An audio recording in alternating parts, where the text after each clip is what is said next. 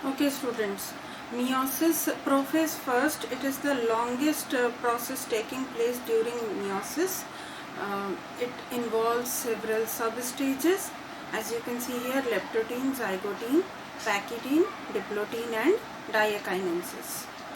तो ये जो अलग अलग स्टेजेस जो मियोसिस प्रोफेस फर्स्ट में हो रहे हैं, इनमें कौन कौन से इवेंट्स होते हैं उनको याद करने में आपको प्रॉब्लम्स आती हैं। तो उसके लिए एक छोटा सा वीडियो है ये, please pay attention. We start with the overall. पांचों स्टेज को अगर आपको याद करना है सीक्वेंस में तो आप याद कर सकते हैं। लेज़्पा की डी के ने देखी, ठीक है। तो इस तरीके से आप इसको लर्न कर सकते हैं। लेज़्पा की डी के ने देखी, ठीक है।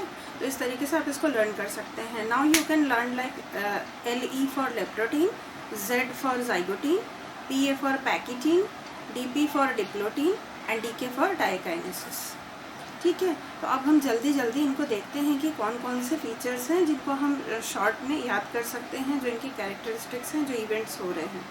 Now going to leptotene. Leptotene में थिक हो जाएंगे, जो क्रोमोसोम्स हैं वो थिक हो जाएंगे और कंडेंस्ड हो जाएंगे। तो थिक और कंडेंस्ड जो क्रोमोसोम्स हैं वो आपको एक प्रॉपर फॉर्म में अपीयर करेंगे। अभी नेक्स्ट वीडियो में मैं आपको इनके फॉर्मेशंस भी डायग्राम से, छोटे छोटे डायग्राम से शो कर दूंगी, ताकि आप इस वीडियो से मिली हुई इन्फॉर्मेशन को वहाँ कनेक्ट कर सकें।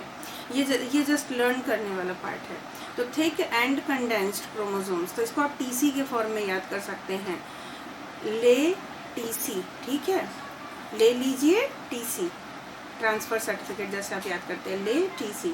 तो इस ले TC में क्या हो जाएगा, थिक और कंडेंस्ड हो जाएंगे क्रोमोसोम्स। फिर क्या है, Z फॉर ज़ाइगोटीन।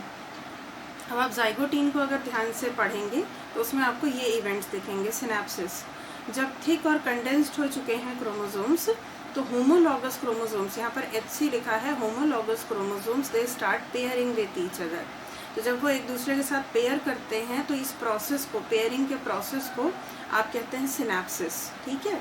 इस सिनेप्सिस के बाद में जो कॉम्प्लेक्स बनता है, जिसमें ये होमोलॉगस क्रोमोसोम्स एक दूसरे के बहुत क्लोज होते हैं, नियर बाई होते हैं, तो जो स्ट्रक्चर बनता है उसको आप कहते हैं सिनेप्टोनीमल कॉम्प्लेक्स। इसमें आपको उसके जो क्रोमैटिड्स हैं पर होमोलॉगस क्रोमोसोम, जो दो क्रोमैटिड्स होते हैं वो आपको दिखते हैं। और इस पूरे स्ट्रक्चर को, quite close structure, compact structure को आप क्या कहते हैं, सिनेप्टोनीमल कॉम्प्लेक्स।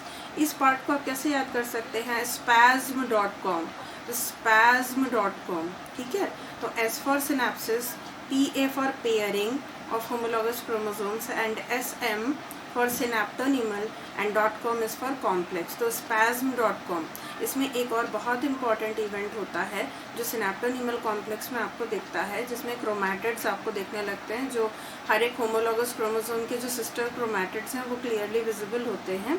तो इस कंडीशन में आपको every pair, in each and every pair you are going to view 4 different chromatids, जिसमें दो सिस्टर क्रोमैटिड्स होते हैं जो अपने अपने होमोलॉगस क्रोमोसोम्स में पेयर्ड अप रहते हैं विद द सेंट्रोमियर, वहीं पर ज्वाइंट रहते हैं, ठीक है। तो ये बाईवेलेंट या टेट्राड को आप शॉर्ट फॉर्म में बाइट के फॉर्म में याद कर सकते हैं।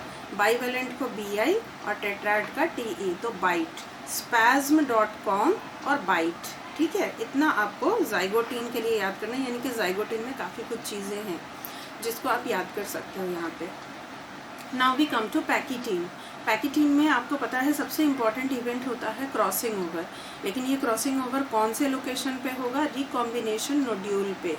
रिकॉम्बिनेशन नोड्यूल कहाँ बनेगा, होमोलॉगस क्रोमोसोम्स के नॉन सिस्टर क्रोमैटिड्स के बीच में जो एक्सचेंज ऑफ सेगमेंट्स होता है, वहाँ पर आपको क्रॉसिंग ओवर या एक्सचेंज ऑफ क्रोमैटिन मटेरियल देखने को मिलता है। इसको कैसे याद करेंगे, रिनोस्को, ठीक है, RE for recombination, NOS for non sister chromatids, ठीक है, और CO फॉर क्रॉसिंग ओवर। तो मेन जो इवेंट्स हैं वो आपको रिनोस्को में याद हो जाएंगे।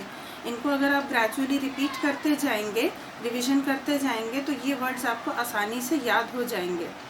नेक्स्ट है आपके पास डिप्लोटीन। नेक्स्ट जो इवेंट है वो है डिप्लोटीन, पैकिटीन के बाद। पैकिटीन के बाद वाला जो ये रिकॉम्बिनेशन के बाद या क्रॉसिंग ओवर के बाद में धीरे धीरे ये होमोलॉगस क्रोमोसोम सेपरेट होने लगते हैं एक दूसरे से।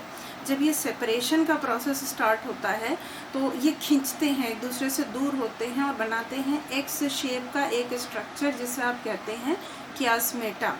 ये कियास्मेटा और ये जो सेपरेशन का प्रोसेस है इसको आप कैसे याद कर सकते हैं? एक्स, जैसे आप कहते हैं कि एक्स हस्बैंड, एक्स वाइफ, है ना, तो एक्स से सेपरेट हो चुके हैं, अलग हो चुके हैं, तो आप ऐसे याद कर सकते हैं एक्स का मतलब यहाँ सेपरेट हो चुके हैं जिससे, तो एक्स से क्या होगा? कियास्मेटा का फॉर्मेशन होगा और वो सेपरेट शो करेगा, अलग होना। ठीक है, नेक्स्ट और लास्ट यहाँ पे है डायकाइनेसिस। डायकाइनेसिस में एंड ऑफ कियास्मा हो जाएगा। तो this is the thing what I had to explain about meiosis, prophase first, the short forms which you can learn and better your speed of learning about the prophase. Thank you.